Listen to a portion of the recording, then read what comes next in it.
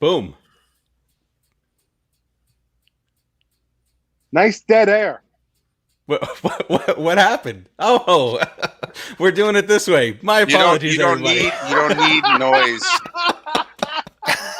I was like, And welcome to the show, ladies and gentlemen. welcome to the Put It in the Book we're Show. just gonna stare at each other for an hour and go. Well, Freaking Joe, we could either amateurs. do that or we could talk. Should we open up with JD Davis? No. All right. Welcome to the Put in the Book Show. This is season 4, episode number 8. And listen, we're giddy. There's a reason to be giddy this week. As always, I am Steve. I got Keith over here to my left. You're right, depending on what's going on with that. What's up, man? Terzio, Mom is joined. Producer Joe behind the imaginary fake glass window. And Indeed. thankfully to Joe, I still would have been just staring at the camera if Joe hadn't said nothing. I was like, what the? All right, so ton of stuff to talk about. Obviously, good mood situation. You win 7 in a row, and you're in a pretty good mood. But besides baseball, Keith, how has the last week of your life treated you? From a sports perspective, it has treated me extremely well. Besides Extremely well. baseball, Where life's been good. Been super busy. Missed the show last week. You guys killed it. I saw we had a special guest. Yes. I am upset I was not there for that special guest, but I was watching it while working and thoroughly enjoyed our special guest, who goes by the name of Donnie Diesel, baby. Diesel yeah. Donnie. But from what I understand, he's not going to make it this week, right? No, You tried to get hopefully him we back can get on? him. Yeah, we'll try to get him back on. in Something the about future. MacGyver and Yeah, crab well, cakes, the or what thing was it? that happened was it was a MacGyver and chicken pot pie. That's his Chicken pot favorite. pie. You can't get him away from it. It's just it's a fluid situation, and it's all in the approach. And he approached us pretty well about that last week. He was a little testy at times, but he's more than welcome to come back at any time. So That MacGyver all being and chicken pot pie is a fluent situation? Was that like a pun? Affluent. No. Okay, no. affluent. No, I thought you said I'm not a punny fluent. guy. All right. Besides baseball, life has been pretty damn good also for me, and I hope for producer Joe. That all being said, the Put in the Books show starts now. Put it in the books!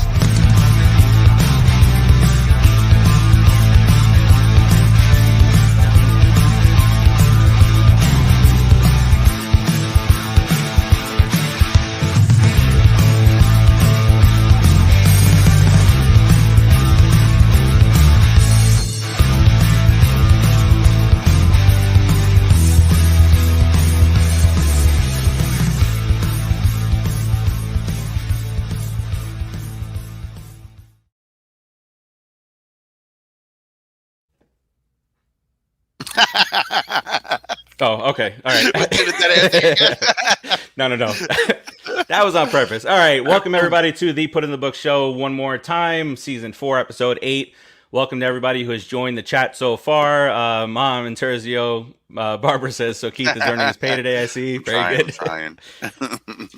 Donnie Diesel, A.K. We'll get to James McCann. I'm sure we'll get there. But let's get this started off on something. We're a weekly show, so oftentimes we talk about things in the rear. Last Friday night, we saw the issue in the dugout and what was going on in there, and then Lindor comes out with the press conference and says raccoon. Here's my agita about this. The national media is more so, even the New York media. Todd Zeal is actually the first one who said it, that they don't insult our intelligence by saying rat and raccoon. First of all, if you really believe that from the very beginning, maybe your intelligence should be insulted a little bit.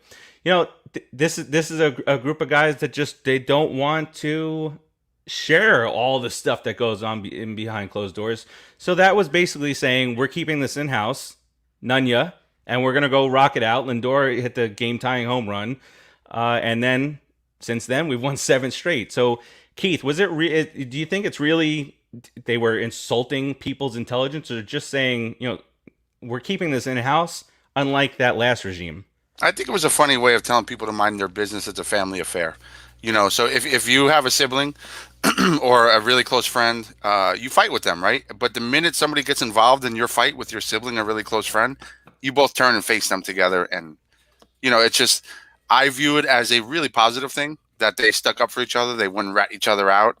And No pun intended there. No pun intended. I'm not trying to be punny. And try to, just create some light of the situation. I think Lindor didn't know what to say, so he said something, and it just kind of went from there. Yeah, and Todd Zeile immediately. Todd Zeile, you played in New York. I heard this great interview from him yesterday, and he repeated it again. But outside of that, it was a pretty good interview. Check it out if you can find it online. But in my mind, it's the last regime. Everything would have been out in the open. They would have followed them into the dugout with the cameras, But this regime is a little bit more tight-lipped, a little bit more buttoned up. I just thank God it wasn't a possum. It was my ex. Terzio says it was my ex-wife, right? Yeah, I said, I thought it was a really positive thing that they kind of went with this story and stuck up for each other. I think that's really cool, and it shows, a little camaraderie. And guess what's happened since? 7 straight, baby. And then, even the next day, you saw Lindor jump into McNeil's press conference, give him a hug and everything, from the side. Look, in a 162 game season, you're with the guys for 185 straight days or whatever it is. There's bound to be some, back and forth. And, if a punch gets thrown, a punch gets thrown. I think it's about the damn time that this team is showing some life. We haven't shown life since 2015 when, Noah 60 feet 6 inches. We haven't shown that kind of life since then. And although it is in the clubhouse, but they're competitive. They were both sucking it up. They're both frustrated. And, I love to see that passion and then them stick together as a team. I want to see them now turn around and kick some ass. I want to see a brawl. Not really, because I did want to see that with Philadelphia. That's I almost did too. Yeah, but I'm worried about. I think it overflowed. Yeah, true, very true. A left hook or something from Dom, but that series happened right before, and there were frustrations already going on. So just the slightest little bit pushes. Yeah, they're showing life, bro. Let's go for it. And speaking of not showing life, I'm not showing any life during this episode yet. I failed you at the very beginning, and I did not send this over to Brooklyn Water Coffee Roasters to Keith when we came back. So let's correct that. Let's head over to Keith for a little bit of Brooklyn Water Coffee Roasters. And he's on mute. There we go. That's perfect. This is our Sharing is Caring segment, brought to you by BrooklynWaterCoffeeRoasters.com, from their roastery to your front door. Most roasters use a cheaper or lesser quality of bean for flavored coffee, but the master roasters at Brooklyn Water Coffee Roasters believe that if you start off with garbage, you end up with garbage. Therefore, they give you the best quality beans possible, such as dark roast, dark chocolate, rich chocolatey flavored, delicious coffee. It's chocolate, it's coffee, keeps you awake, but the chocolate's got to be bad for you, right, Frotch? How many calories come in it? I forget. Drink it all day and you got settled. Boom! Then, if you're feeling like a little pumpkin head, you go get yourself some pumpkin spice coffee. It's autumn. It's not arriving fast enough for you pumpkin freaks out there. Before the world went mad with flavoring everything with pumpkin, it all started with coffee. I'm still chuckling at it's autumn.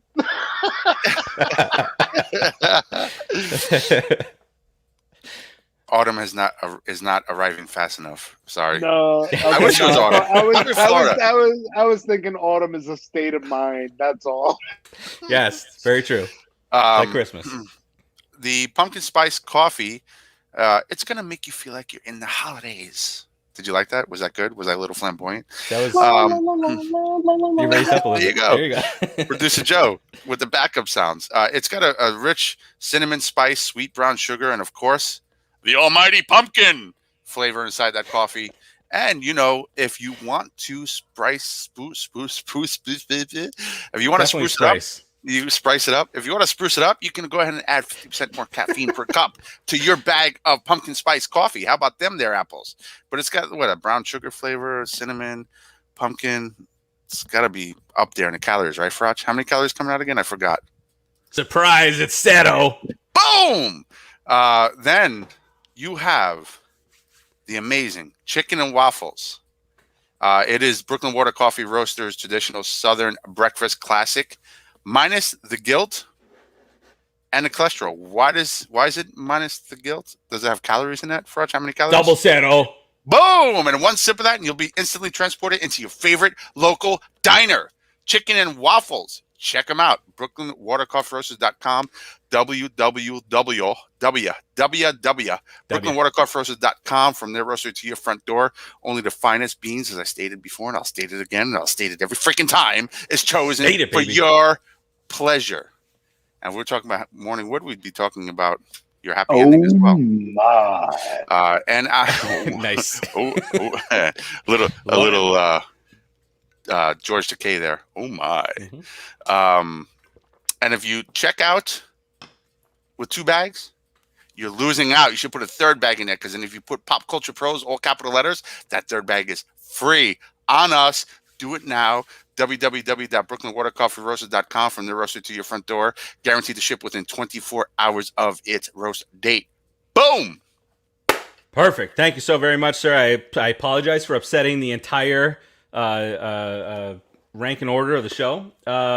Real quick, just saw that the Mets team store is now going to start opening up on non-game days. So you folks up there, Tuesday through Saturday, 10 a.m. to 5 p.m. If you want to pick up something for me, producer Joe, or Keith, have at it. Just send it to us, and we'll gladly accept. No Rodriguez today again. Hope he's having a blast, just chilling, relaxing. All right, so let's get to a little bit more stuff that happened this week. Matt Harvey makes his return to Citi Field in an Orioles uniform yesterday afternoon. Crowd gives him a standing ovation when he comes out to pitch. Gives him a standing ovation when he comes up to bat. Ticked me off a little bit because he didn't tip his cap. Just do it, man. That everybody's giving you a standing ovation. Yes, the time to do it. And Nito gave you that time when he came out to bat. Nito went out to the mound. Yeah. Crowd was standing ovation. Now's the time you tip your helmet. I understand. I think I said it to you guys. I understand if you just gave up, you just got beat up by your former team. Maybe when you're walking back to the dugout, you aren't necessarily in the mood to tip your cap to the fans. But still, we did what I thought that we would do to him. He's not the same guy anymore. Keith, what are your thoughts on Harvey's return, and in particular how the fans reacted? First, classy move on Nito's part, reading the situation like a good catcher should. Always read the situation. Really like Nito's development. I'm changing it to the Mets, but I'll go back. Sorry, because I just mentioned Nito. I'm really liking his development, but really good move on his part, reading the situation.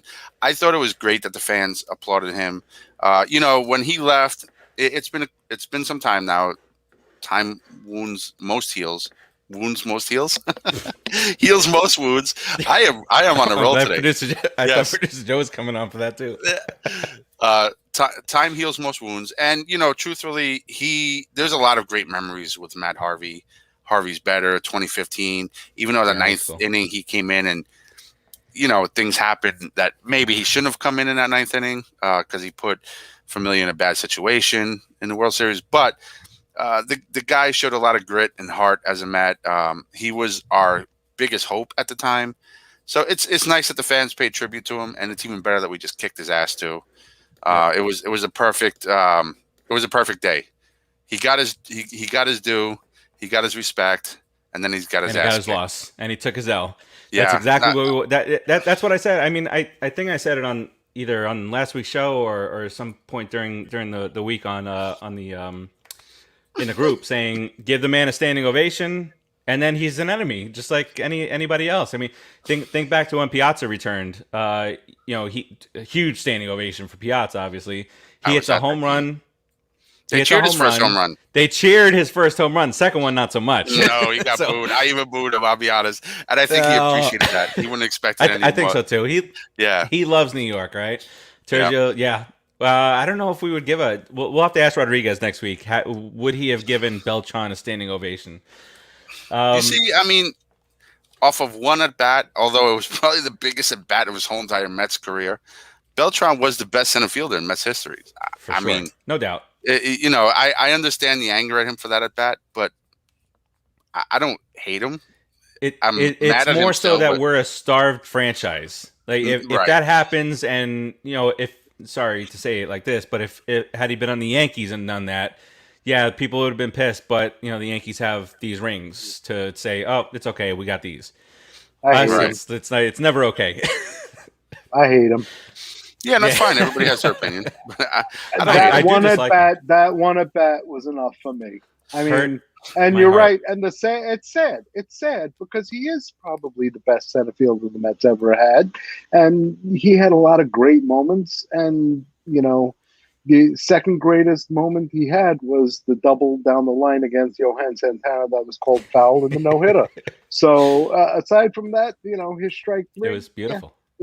that I'm sorry, I really am sorry, but that's all I see. I see that mole, and all I see is strike three. That's what I jumped to, and it's a really good point. That's the first thing I jumped to, just because of who I root for, I guess. But then you start thinking about all the other things, like the catch up the hill in Cheater Houston, and the game-winning home runs and all that stuff. And anyway, back to current Mets. It is a former manager's birthday today, and it is Mr. Incognito himself, Bobby Valentine. Was it last year when we dressed up like him, right? Cheers to Bobby V. Cheers, He's Bobby running for V. mayor in Connecticut. Yeah, Stanford, is it? Cheers to Bobby B. And And okay, Carlos Beltran cousin once had something to say. Anthony Beltran, the Mets win. Yeah, Seven Bobby V, straight, one of the baby. best managers in Mets history by far. I loved Bobby V. Yeah, But if you ask a Red Sox fan, they hate him. It was a mess there. he did It he was- did it was a a mess. crap job up there. But anyway, But I also think that they kind of mixed in all these bad attitudes and whatnot. But 71 years old today, and happy birthday to Bobby V. And then you touched upon something I did want to talk about really quickly, and you mentioned Nito. So the Mets have this whole bench mob thing going on. The bench mob coming in, doing its job, and so Pilar, VR, Nito, and Jose Peraza as a bench unit, they are hitting 300, 4 home runs, 14 runs scored, 3 stolen bases, and 16 RBIs in May. boom. So this is what winning baseball and championship teams do.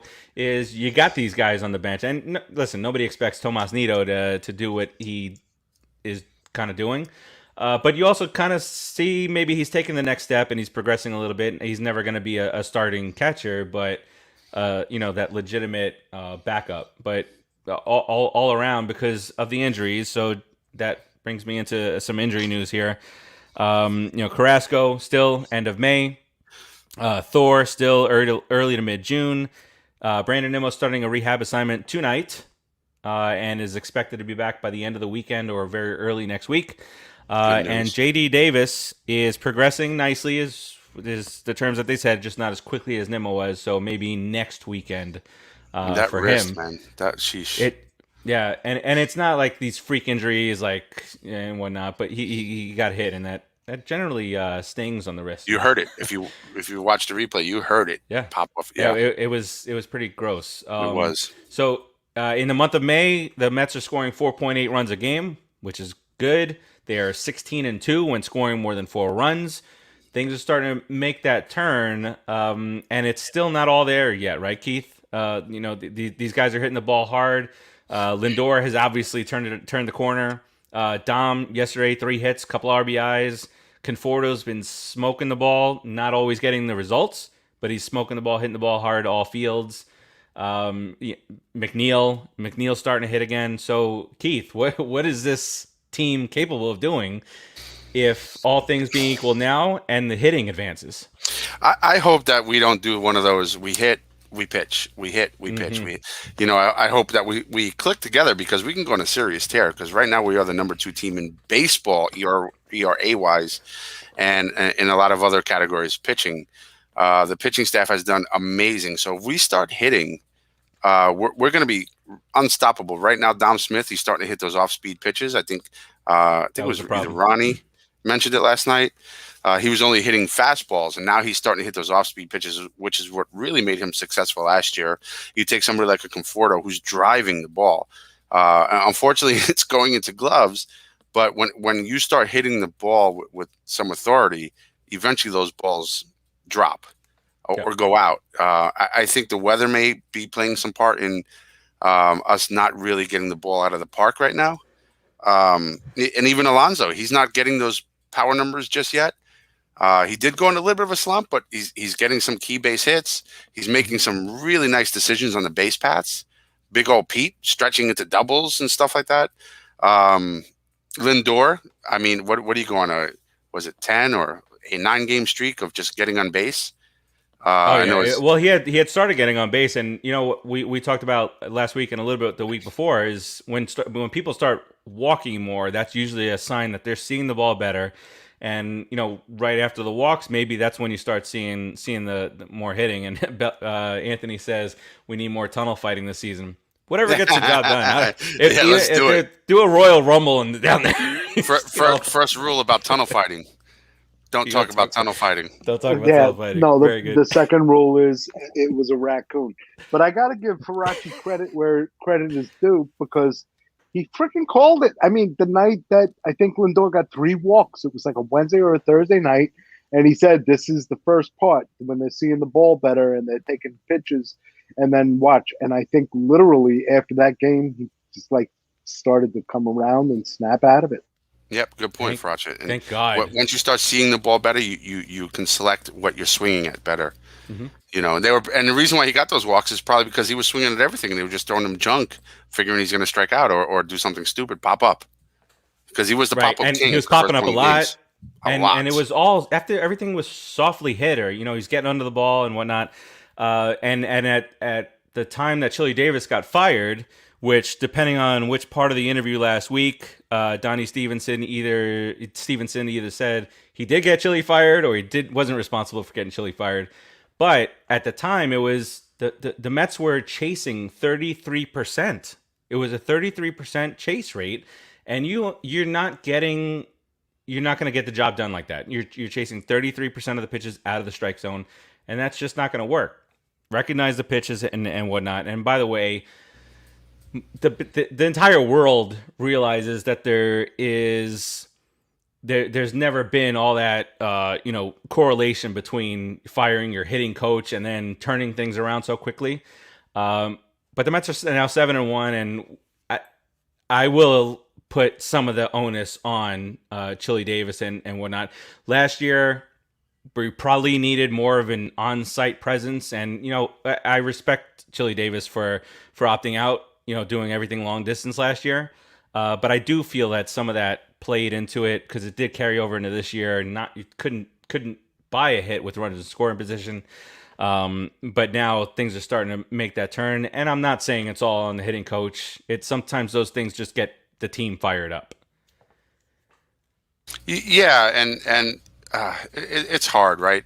I think the biggest impact in terms of coaching, firing and hiring mid-season or during a season is head coach, a running coach, hitting coach, third base coach.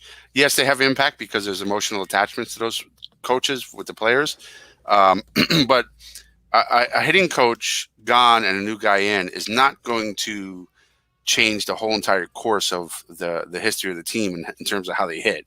It takes time because there's theories and teachings that have to go into play. Head coaches, because they make in-game decisions. So I agree 100%. I don't think Chili leaving was exactly the catalyst to us starting to win, but I think it may have had these players say, oh, crap, We gotta They're get not this playing turned around. Yeah, we need to start like concentrating on what we're doing. And it turned out it was a lot of the approach stuff. So in thinking back, all the approach, and Pete Alonso with the joking around, did that help propel Chile to get fired? Because I mean, you got a hitting coach, and then you say we need that approach. We have a new approach coach. He's gonna help us approach things differently. Like, isn't that like saying Chile ain't doing shit?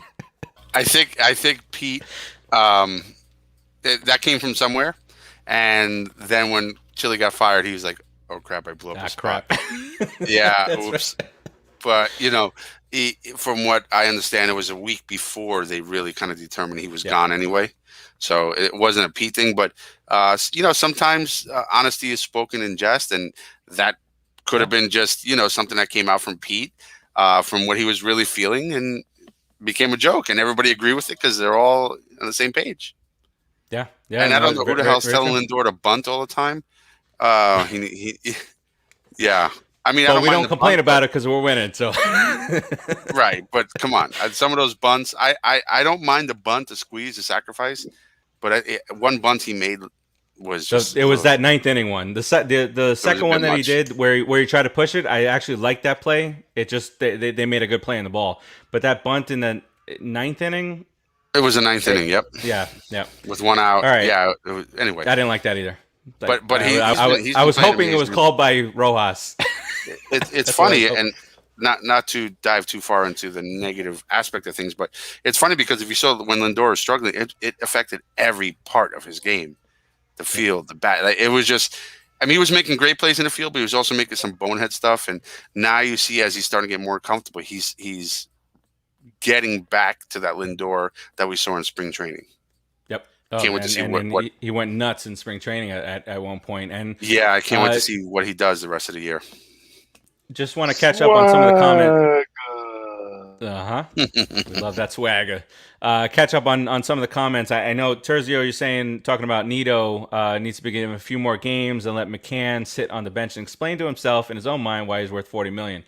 So listen, I get the offensive part. I think we got McCann more so for his defense and his ability to call games. I get it that he's going to come up in situations, obviously, but just here's what I did, and maybe it's me talking myself off the ledge.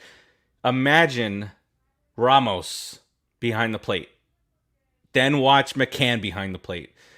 We would never have had a game-ending, throw out at second base on a steal.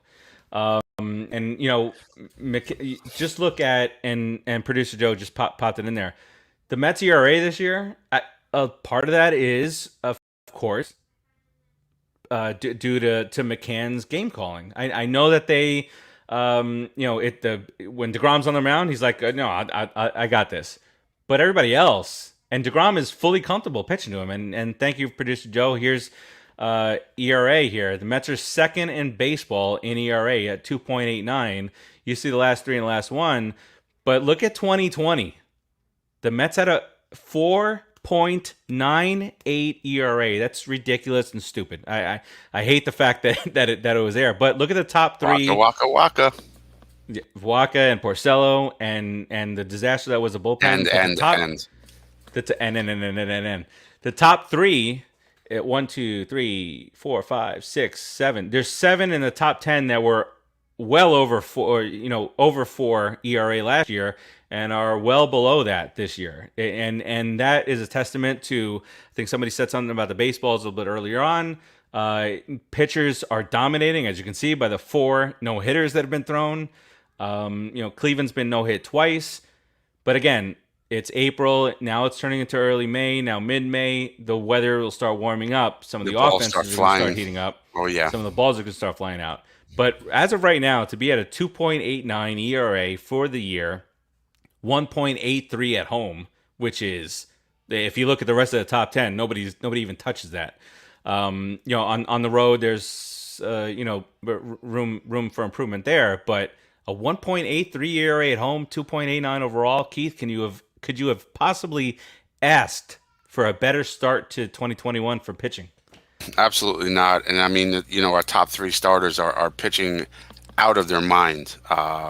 DeGrom, he's on the IL right now, of course, but he'll be back, and he's amazing. Stroman, what a warrior on the mound.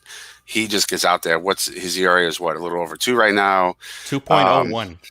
Taijuan Walker, wow. I mean, this guy. Taijuan Walker 2.20. And we all super complicated. We all were super happy about that move when it was made in the off season. And if you look at him, they had some stat up comparing him and Bauer, which I think is just stupid. But if you look at it up to this point, it is fun. But if you look at them up to this point, in terms of how well they're pitching and giving the team a chance to win, they're about equal. But yeah, I love it. And Peterson's, he had a rough start, but he's doing better and better. He's got some rookie mistakes. He's doing better, and I'm not so sure about Lucchesi though. I'm a little worried about him. I think the Mets have already made up their mind that they're going with openers instead of Lucchesi. And the whole reason behind it, and they've explained it a couple times. If you open up with somebody for an inning or two, which is what they're used to doing, and then you get a Lucchesi or AKA somebody you don't trust to go in there and face the bottom part of the order, and then through the top part of the order, and then that's it. Basically they're saying they don't trust Lucchesi past one time through the order. He's a junk baller, and he doesn't have a lot of pitch selection. Junk ballers are good, but not having a lot of pitch selection, it causes problems, as you can see. Yep. So I like what they did last time when they brought Castro in, some guy that throws heat, throws inside, and then all of a sudden they get this guy that just throws junk, and it threw the rhythm of their team off. I think it's perfect. Yep. Yeah, it worked. You're right. Yeah, I'm assuming he's going to be victim when Cookie comes back. And a much later topic, when Thor comes back, we'll see what happens then. But that's a topic for a June show. I think maybe you toy around with the idea of sixth man every now and then, but I think, in my opinion only, is I think that Carrasco and Thor both get their spot in the rotation. If Thor is clear to go, let the man go, and take it game by game. Or like you said, six men, so that way towards the end of the season he's there for the stretch. But again, that's a June conversation. Tune in. We'll talk about that in the coming weeks. Tune in. That's a tease. Tease, fellas. Runs are down baseball, absolutely. Mr. Bohan, how's it going, man? What's up, Tom? Watch Ramos driving over 71 and watch McCann hidden to be the most double play. But he could not catch the ball behind home plate is my thing. And that was in 2019. He got off to a hot start this year. He sucked last year. He was terrible at the plate. He was beyond awful behind the plate. I'm not sure how he's doing now, but he got off to that hot start, but kind of slid down. I will take McCann over Ramos any day of the week now. Yeah, right absolutely. Now. Any day of the week. And the hits will come. He's not this crazy nuts offensive guy, but he can handle the bat just like any of the guys in our lineup to a lesser extent. Ramos scared the hell out of me behind the plate. I mean, he couldn't stop anything. And if you look at, Thor's Thor, shut up and pitch. Sometimes you need to say that, but he was adamant that he did not want Ramos to catch him. Yeah, and that's a big thing. Yeah. Yeah, that's a super big thing. So, it tells me that he doesn't know how to call games. And if you look at Ramos right now for 2021, he had a hot start. He's batting 227, people. He's not doing much better. Yeah, he got 6 home runs and some ribbies. He's batting 227. His on-base percentage, 265. So they're about equal except for those early on power numbers, except we got a guy who can throw out runners and call a game and stop balls. Much better overall catcher. Right. Yeah. Tercio, no mas. We're not debating this. We're right. You're wrong. That's it. Done. I'm siding with your ex-wife on this one. All right. Wow. So that's that's the starting pitching. Now let's take a really quick look at the bullpen because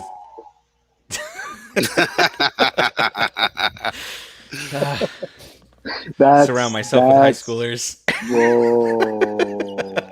Yo, you It's take like that, in high school, you say something, and they're like, "Oh, it wasn't even that big of a deal." Frank. You But take let's that? take a look at But our I'm gonna make it a big deal if I exactly. can. Let's take a look at the bullpen. Why don't we? Which has been just a fantastic pen. You see here, we'll start top left. Aaron Loop has been fantastic. ERA under 1, 9 innings pitched, 10 strikeouts. He's coming to some tight and big situations. Early on, Trevor May had that really rough outing, his first one, got all the butterflies out there. Now 2.03, 18 strikeouts in just over 13 innings. Miguel Castro, 2.77, 13 innings pitched, 20 strikeouts. This might be him and JD Davis with the bat. Might be the two best pickups for Brody, Brody's era. And then Jerry's Familia, who Let's talk we about have, Familia. who we've called the F word, around here, and he still makes me a little bit nervous. But a .84 ERA in his first 10 innings pitched. Again, small sample size, 11 strikeouts, but he seems to be handling everything just a tiny bit better. And me personally, and Rodriguez is our go-to for pitching, but I've not seen him pitch this well since 2015. I was about to say, let's call him 2015, baby. No longer Jarris. His name is 2015 because he's pitching. Okay, aside from the playoffs and especially the World Series, he's pitching like 2015. He when he comes in, I mean, the movement on his pitches. I don't know what he did. He's got multiple personalities or something because the movement on his pitches this year is tremendous. Oh wait, he's on a contract here, right? Yes, but how old is he now? It doesn't matter. He's going to be year to year now. He is throwing some amazing pitches. But anyway, see the difference enough between on this year and last year. Last year he was throwing with the same movement. He just couldn't control it. My feel, with my eyes. No, it's a good point. This No, it's a year good point. he's been able to control it, and last year he kept on trying to get that outside corner on lefties, and it wound up 6 inches outside. This year, I think a little honestly, bit different story. His luck, his success this year is because he's been pitching with home plate umps that want to go home. The umps this year have been awful. They're terrible. But anyway. Terzio, come back to me at the end of the year and you will see who has a better batting average, who has more home runs and more ... But And who's I'll going be to telling win you more guys. games with the defense and game Listen to quality? me, Terzio. We'll set something up here. We'll look at stats. We'll look at offensive stats. We'll look at defensive stats. Whichever outweighs the other, me and you, I'll buy you lunch. If Ramos, I might even buy you lunch for more than just a day if Ramos outplays McCann. But let's call it for one day. I will buy you lunch if at the end of the year Ramos outplays McCann. And we'll talk about it right on this show. I'll buy you a 6-pack to go with that lunch. Boom. There we go. And my mom, Barbara, I get heartburn just looking at him. There are some I hear you, Mrs. some Frog, situations. All right, and then let's get to just pop that back up one more time. We'll get to Edwin Diaz, our closer.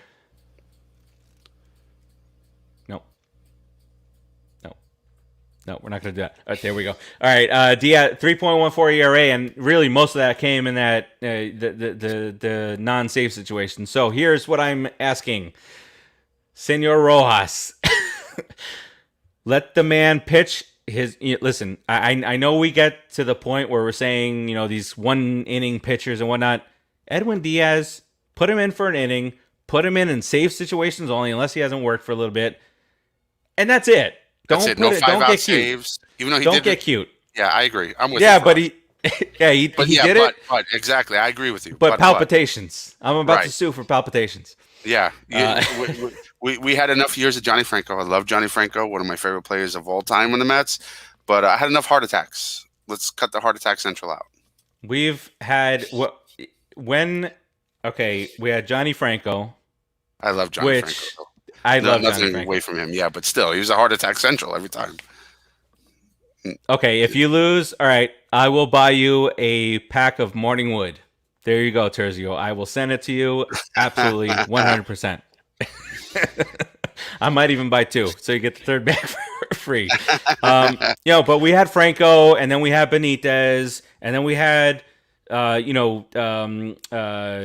what's his name, Wagner, and then we had Braden, stupid Looper, or I might have those two reversed. And Familia's 50 whatever straight saves, which unfortunately ended on a night that I finally got up to Citi Field. Cespedes hit a big home run. The crowd was nuts, and Familia blew his first save in like 52 opportunities that night. It was me. But it's never been easy for the Mets to close games. Yeah, I am the whammy. Man, that I was for sure. I told my wife, I said, no, this game's over. He's converted 53, 57, whatever save chances in a row, and then we walk home disappointed. Did want to touch upon really quick, COVID, baseball related. The Yankees are getting absolutely trounced with COVID. I don't wish COVID upon anybody. These are all little mild cases. Actually, mostly asymptomatic. And I think they're up to 8 or 9 now. Gleyber Torres is now the 8th or 9th. And breaking news, JT Realmuto is now on the COVID list. Is he really? He's on the COVID list. Yep. Mets have been extremely lucky. Thankfully, I don't. Let's just keep it that way. Don't say it, Frotch. Whammy, don't say it. Talk about the Yankees. Not going to say it. No, not going to say it. But this is the way this should be handled. You get a COVID outbreak, you're bad. Fix it. Bring players up. I don't want to hear any more of this delays and this and that. 7-0 no-hitters, 27 of them later on in the month or whatever. We're still short on games. I mean, if you get COVID on your team, you got to bring somebody up. Don't postpone games. Don't postpone series. Just don't. It's not good for the game. In the end, you're playing all these 7-inning doubleheaders. And then if you go to the 8th inning, then you got to run on second base. And I just don't like it. I just want it over with. I want it to be next year after we've won a World Series. No more runner on second base. No more 7-inning doubleheaders. I just want to get back to normal. Anyway, Terzio says, I'm kind of liking a 7-inning doubleheader. But anyway. No, I don't like it because... Right now I like it. Because... No, I want to watch at least 18 innings of baseball. I love baseball. I'm okay with 18 innings. And let me just retract that statement, or actually let me clarify a little bit on that. The reason why I like it is because our bullpen has been horrid for the last few years that I'm like 7 innings. Yes, we don't have to touch the bullpen, but our bullpen is amazing right now. So I should actually want the 9 innings. But anyway, because we need the 8th and 9th inning to. I think I'm just scarred. Is my point. To score. I need to get over that. As Rodriguez would say, that's the past. Live now, or whatever else. Yeah, I'm making a point with the graphic on the screen, just so you know. Making a point. You're right, Joe. And this is a pretty solid point. Yeah, you're right. And I correct myself. Seth Lugo's coming back. So listen. Oh my God, we forgot about Seth Lugo. Whatever ERA. We don't have Carrasco. We don't have Thor. We don't have Lugo. And by the way, in this, 4.8 runs a game in May, we don't have Nimmo and we don't have JD Davis, which were two of our hottest hit. Actually, at the time, two of the hitters that were the only two hitters that were hitting at the time. Nimmo quick kudos Davis. To Sandy. Some of the most amazing off the radar signings are keeping us winning right now. And I don't think I need to mention names. The Elar brothers, they're not really brothers, but and so on. The secondary pitching, the Taiwan Walkers, the Castros trade. May. Good job, Sandy. Good job, Sandy. Trevor May. I mean, when they signed him, I think we all absolutely loved the signing, and then of course he gets off to that bad start that first game, and we're like, of course, yeah, some of the best bullpen arms in baseball. We bring them to Citi Field, and they just suck. But obviously, he's done much better. I caught that on my peripheral. All right, so we get through the Baltimore 2-game series. Getting back to actual action. Next series up is actually I'm trying to figure out why I didn't make any plans to go head over to Tampa. The Mets are going to play Tampa next. I'm not sure, producer Joe. I'm not sure if there's any probables for that yet. Things have been up in the air for the Mets rotation, and even though DeGrom is on the IL, he has said it's not that big of a deal. And typically we don't listen to players when it comes to that because the players want to get back on the field. But I feel like we have a connection with DeGrom. And Cy Grom says, hey, listen, my body's ready. Just like he said his body wasn't ready when right after that Colorado game. You remember that, Keith? Yep, and then all of a sudden, he needed one extra day. What did he do the next game, Frotch, after that? Don't worry about it. Don't worry. Yeah, 15 strikeouts. We do actually have some. Oh, no, I see TBD. All right, so tomorrow, David Peterson comes back. Last start was rough. And I'm not even going to sugarcoat that. But we wound up winning the game. Just saying. So that's a good thing. But against Tampa, and even though Tampa's not at their best right now, they're about 500. They're still a legitimate team. I don't want to take them for granted. But Dave Peterson comes in 1-3 at 5.54 ERA. Against Tyler Glasnow, who is absolutely doing his thing for the Rays, 4-2, 2.37. How do the Rays do it? Hold on, that cannot be right. 75 strikeouts? That can't be right. Yeah. How do the Rays? MLB.com has been a little weird with their stats this year. No, it says right there. He's been a strikeout machine, whiffing 40% of his hitters. Yeah, that's incredible. And it's got to be 7 starts. Wow. So Donnie Stevenson, if you're watching, which you should be, because we were going to talk about you after the interview last week, but you need to coach the hell out of the approach as we get into this game tomorrow. We can't be a strikeout machine, All right, so that's Friday. Saturday, we don't have our rotation set up yet for that. It's probably going to be an opener, I would assume, against Shane McClanahan. That sounds like a lawyer office, Keith. McClanahan and Associates. McClanahan. Call us if you've been in an accident. Do now. And then Sunday, as we go for the sweep, Stroman pitches. And so Stroman is feeling a little bit of the whole not scoring tons of runs. A 2.01 ERA should be better than a 500 pitcher. But it's listen, sometimes it is what it is. But he's done a tremendous job. Obviously 1, 2, 3 has done a tremendous job, and obviously we got Carrasco and Thor coming back. He's a warrior. George, what's up, man? George, yeah, you got to go back and watch. Yeah, so sit down, eat your pizza, whatever you want to eat tonight, and pop the show back up. New York State Department of Health is getting involved with the Yankees. Oh, really? What are they doing? Glasgow is nasty. And Donnie Boy, we need your help. They're going to play in bubbles. They're going to be the New York Bubble Boys. Seinfeld, Bubble Boys. Yes. All right. I do want to find out a little about that New York State Department of Health. I'm not sure. What are they doing? What are they getting involved with? But anyway, couldn't happen in a better franchise. I hope they're all mild cases, but couldn't happen in a better franchise. All right, so I think that does it here for us. I think we covered everything, which is fantastic. We did a fantastic job today, Keith. We shot right through it. Except for my my mishandling of several key components of this broadcast.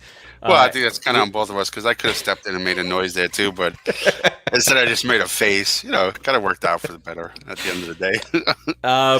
But let's do this before we head out and before we do our final farewell. I'm laughing at the interaction there. I just saw that on the nude. The nude. There's an ex-wife joke right there. Perfect. That is fantastic. Producer Joe and Terzio. Let's talk about real quick. Sterling's Paradise. You gotta feed your cravings, right? So Sterling's Paradise is a authentic Haitian restaurant down here in South Florida, in Margate. They are located at 360 State Road 7 in the aforementioned Margate. 754-971. Don't know that. The what? That's the 441 for those of you who don't know the difference. 441. Again, 360 State Road 7, 754-971-8955. For those of you listening on the podcast version of this and you cannot see it, the scroller, 754-971-8955. Breakfast, lunch, dinner, pick up. So I can stop in there before work, grab breakfast, go there for lunch, and on my way home, grab dinner, all at the same place. Boom. Boom. Damn. And then get home and wait for your Brooklyn Water Coffee Roasters. Boom. Have some morning wood and Hannah banana. Get busy with your Hannah banana and morning wood. Hannah banana. All right. That's Sterling Paradise. Breakfast, lunch, dinner. They have daily lunch specials. So check them out. They are tremendous people who really generally care about their customers and their patrons. So let's go real quick. Keith, any closing remarks, including a Fwacata? There is. Yes. So, and it's going to be guys. Wait, hold on, Keith. Hold on. Everybody watching, stop what you're doing. Drop it. Don't do nothing. We got a Fwacata coming. Because I'm about to ruin. Ruin, baby. So it's a little bit of a setup, right? So we're going to talk about Mr. Glass now. Glass, which shatters easy, by the way. And shatters now. You look at this guy. He has started 12 games at most since 2018. He's already at 8. Yes, he's having a great year. He's going to tire out. We're going to destroy this guy. We're going to take his Glass now and smash it. So Fwacata, Mr. Glass now. And I even give you one of these. 4 of them, actually. There you go. Fwacata Glass now. We're going to take 2 out of 3 this weekend. I'm calling it right now. I know Faraci puts out his little predictions out there, and I'm giving you a little sneak peek. Lara says 2 out of 3. Why are they little predictions? It's a big prediction. So there you go. All right. Perfect. All right. Any closing remarks? Listen, enjoy the ride. People, stop focusing on all the stupid nonsense. When we win, don't come back and say, oh, well, he's still not over the Mendoza line, speaking about Lindor and all this other nonsense. Enjoy the win. We're doing amazing. As a Met fan, I am super happy. We don't get to enjoy this kind of success. This is the first time we're in first place at this point in the season since 2015. Love it, people. Let's go Mets. Let's go Mets. Just win, baby, as George says. Hey, Producer Joe, I don't remember if I ask you every week, but do you have any closing remarks this week for our amazing fans out there? It's been a fun week to be a Met fan. I'm sure there are many Met fans like myself and you guys too. I know you both like this too. When the Mets lose, I mean, I go into media blackout. I can't stand it. Me too. I gotta turn everything off. But then I have to be in tune for the next game. So you gotta kind of pay attention a little bit. You try to avoid any highlights or headlines.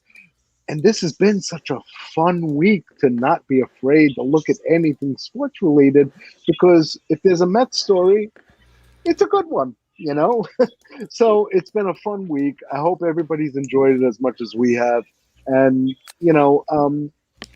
this is the team we thought they were.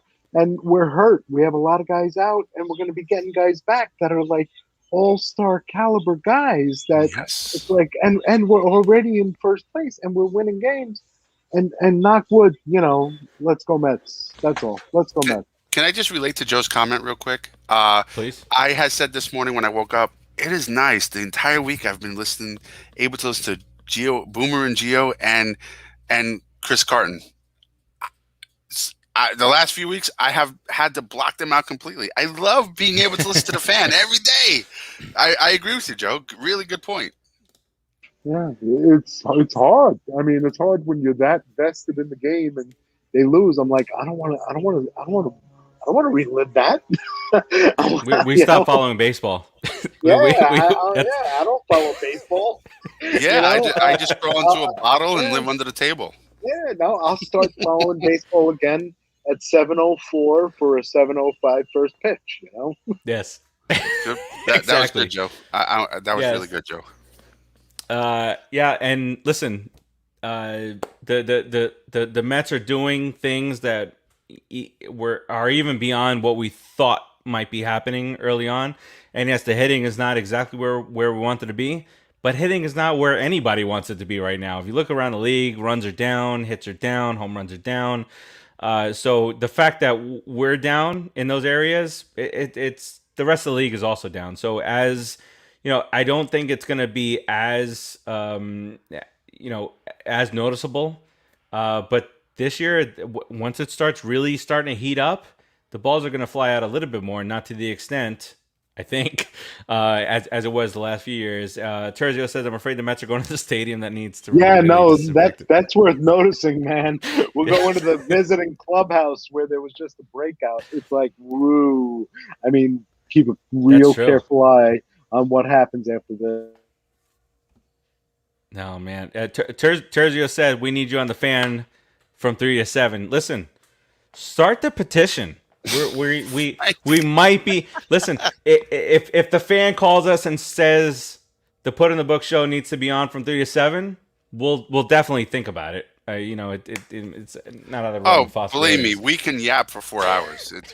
It's a struggle to keep it at an hour. Trust me, we can do it. With commercial breaks, not a problem. We got producer Joe, we got Rodriguez, Sports, Rachi and I. We're good.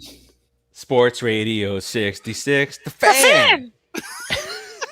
WFAN, New York.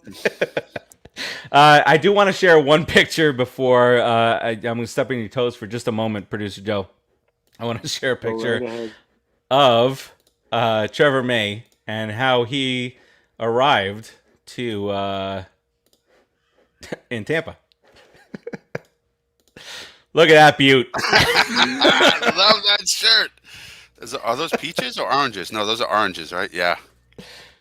Oh, man, that's beautiful. All he's got to do is drive about 45 minutes east, and he's right in the middle of Tropicana and Minute Maid orange groves. You ever drive across that? I forget what road that is. I don't think so. Yeah, at one point you're on a dirt road. If you make a wrong turn, you're in a canal with alligators.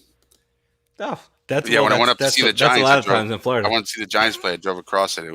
It's interesting at night, especially. I've not been over there. All right. Yeah. Well, I'm gonna look it up. My mom says check your text. I will, and we'll update the COVID thing somewhere along the way. But that's it for us this week. It's been a great week. Let's cheer on the Mets. Matt Harvey has been here, and now they are gone. Now he's gone, so now we just move it along. Tampa. And just knock out I think we got a big series next week against Atlanta. I would like to show them who's boss, flex some muscle. Their bullpen has been terrible, and we hope that continues. But for myself, for Keith, for producer Joe, Mr. Rodriguez, we miss you. Bring our ass back here next week so we can talk. That'll do it for us. We'll keep you posted in the group, and then we'll talk to you guys next week right here on the Put in the Book show. Peace out, everybody. Woo! Put up the books!